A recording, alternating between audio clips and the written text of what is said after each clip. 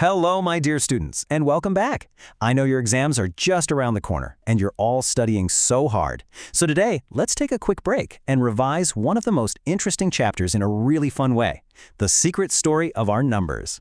Are you ready? Let's begin. Have you ever just stopped and thought about it? You know, these numbers, 0, 1, 2, 3, all the way to 9. We use them every single day, right? But where did they actually come from? It's a question that once puzzled a very curious girl in our story named Rima. And today, we're going to solve that mystery together. So, our story starts with this girl, Rima. One day, she found this strange old paper, and it was filled with all these funny-looking symbols. What on earth were they? Well, it turns out they were ancient numbers from a place called Mesopotamia. And this one little discovery got her thinking, and now it's going to get us thinking too. And bachcho, the answer to Rima's big question is something that should make every single one of us feel so proud. Because the secret behind the world's numbers, well, it lies right here in our homeland, India. That's right. The very numbers you use for your maths homework, for counting your pocket money, for everything. They are India's amazing gift to the entire world. And that's a fact you should always remember with your head held high. Okay, so let's follow this incredible journey on the timeline. It all kicked off right here in India, way back around the 3rd century. From here, this amazing idea traveled to the Arab world, where scholars were like, wow, this is genius. Then, through them, it slowly made its way to Europe, where it eventually powered the great scientific revolution. What a trip for an idea, huh? Now, look really closely at this slide. See that dot it's pointing to? That simple little dot, my dear students, is the first written Shunya, or 0, ever. Before this, the idea of nothing as an actual number just didn't exist in writing. This one invention, found in our own Buck Shelley manuscript, completely changed everything. It was revolutionary. And hey, don't just take my word for it. The whole world knew how important this was. The very famous French scholar Pierre-Simon Laplace himself called it an ingenious method. This quote just shows you the massive global impact of India's contribution. But, to really understand how brilliant our system is, we need to travel back in time. Just imagine a world with no 0 to 9. How did people even count their cows, their crops, or their money? Let's try to understand the problem they were facing. So, the simplest method was this. As you can see here, if you have 8 cows, you just take 8 sticks. 1 cow, 1 stick. Super simple. Now, this idea has a very important name for your exams, bachcho. It's called one-to-one mapping. So, please remember this for your exams. One-to-one mapping is just matching each item you're counting with one unique counter.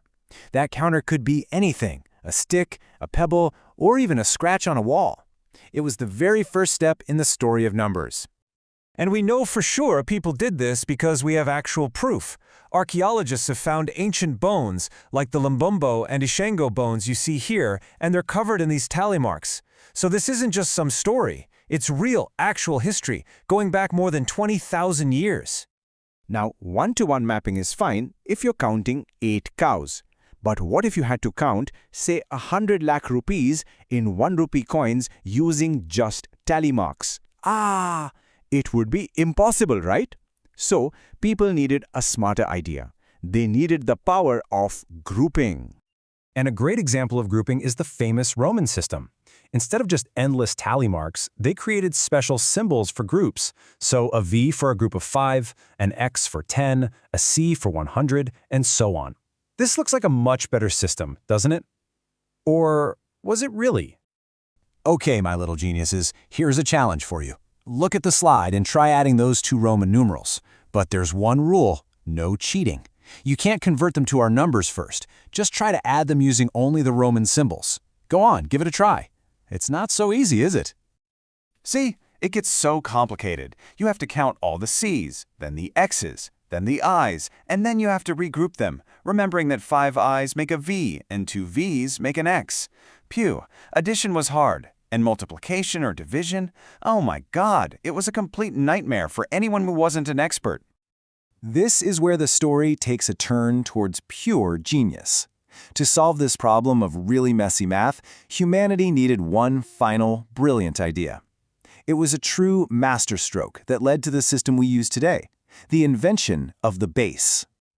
Let's just look at this quick comparison. The The Romans had landmarks, but they were a bit random, right? 1, then 5, then 10, then 50. But the ancient Egyptians had a clear, predictable pattern. 1, 10, 100, 1000. See? Each landmark was exactly 10 times the one before it. They used a fixed base, and that made all the difference. So what exactly is a base? Pay close attention, Bacho. This is a key concept. A base system is where all your landmarks follow a pattern based on one single magic number. For us, that magic number is 10. Our landmarks are 1, 10, 100, 1,000, which are just powers of 10. 10 times 1, 10 times 10, 10 times 100, and so on. And the amazing part is you can create a base system with any number. It's as easy as 1, 2, 3. Step 1, pick a magic number to be your base, let's say 5. Step 2, your landmarks will be powers of 5. And step 3, so your landmarks are 1, then 5 times 5, which is 25, then 25 times 5, which is 125. See how simple and logical that is? Okay, everyone, eyes on the screen. Your exams are almost here, so let's do a super fast revision of the whole story. This is the most important part to remember. Here it is, the entire history of numbers in 4 simple steps. Remember this for your exam. 1, it started with simple one-to-one mapping, like tally marks. 2, it grew into grouping, using special symbols like the Romans did. 3, the huge breakthrough was inventing a predictable base system. And 4, the final masterstroke was our Indian base 10 system, which combined that base with the magic of 0 and made math simple for absolutely everyone. So it all comes down to this one idea, a consistent, predictable base of 10. This was the simple, logical, secret ingredient that made our number system the most powerful one in the entire world. Our Indian number system, born from so much curiosity and genius, literally changed the course of human history. So I'll leave you with this question. What will be your generation's big idea? What new concept will you discover that changes the world? All the very best for your exams, my dear students. Study well and make us all proud.